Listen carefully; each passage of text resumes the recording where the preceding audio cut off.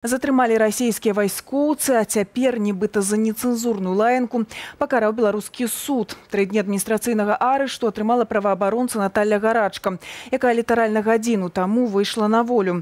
1 верасня жанчына прыехала праведаць сына ў ваколіцы ваеннага палігону пад Барысавым. Але на ейным шляху нечакана сталі расійскія вайскоўцы, якія прыбылі на манеўры «Захад-2017». Падрабязней Ольга Жарнасек. Вышла з маршрутнага таксі, пайшла ў бок лесу, раптоўна апынулася ў аўце з расійскімі вайскоўцамі. Праваабаронцу і грамадзянку Беларусі Наталью Гарачку у пятніцу затрымалі ў ваколіцах Барысава па дарозе да сына, які праходзіць тэрміновую службу ў войску. Пасля 3 дзён у изолятары жанчыну осудили за нецензурную лаянку. Она на самом деле шла к моему брату, к ее сыну, чтобы передать еду. К тому же, если бы она шла туда целенаправленно как-то скомпрометировать, я не думаю, что она бы несла горячий суп с собой.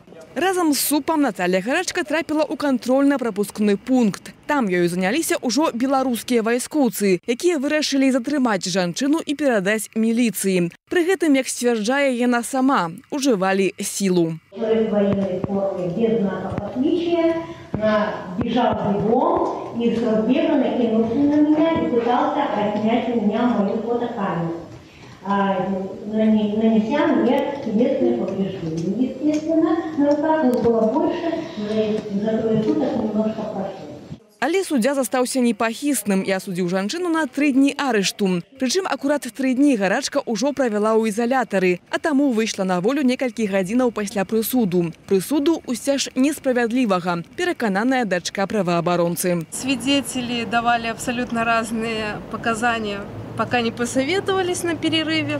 Они даже не могли озвучить, какие конкретно ругательства были произведены в их сторону.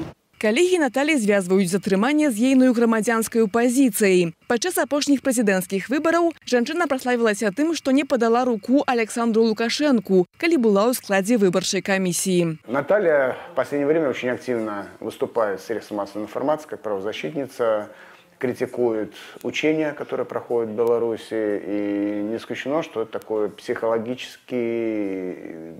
на нее психологическое давление, с целью, чтобы она не выступала в социальных сетях против вот этих учений.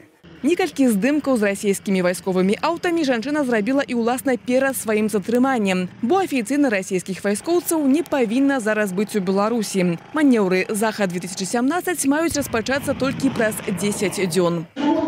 Все военные мне отвечали, что они уже начали. Наблюдатели не заехали, а учения начали. Это нонсенс. Празрыстасці і кантролю з боку грамадства за вучэннямі ўжо не першы месяц патрабуюць апазіцыйныя палітыкі і грамадскія актывісты. Яны перакананыя, што манеўры ствараюць пагрозу незалежнасці краіны, паколькі расійскае войска можа застацца ў Беларусі і пасля вучэнняў. Ночью мы прочинаемся, а у нас уже генерал-губернатор Лукашенко по стані здароўя не можа выконваць свае абавязкі. Мы такія сцэнарыі ўжо ў выкананні Расіі бачылі.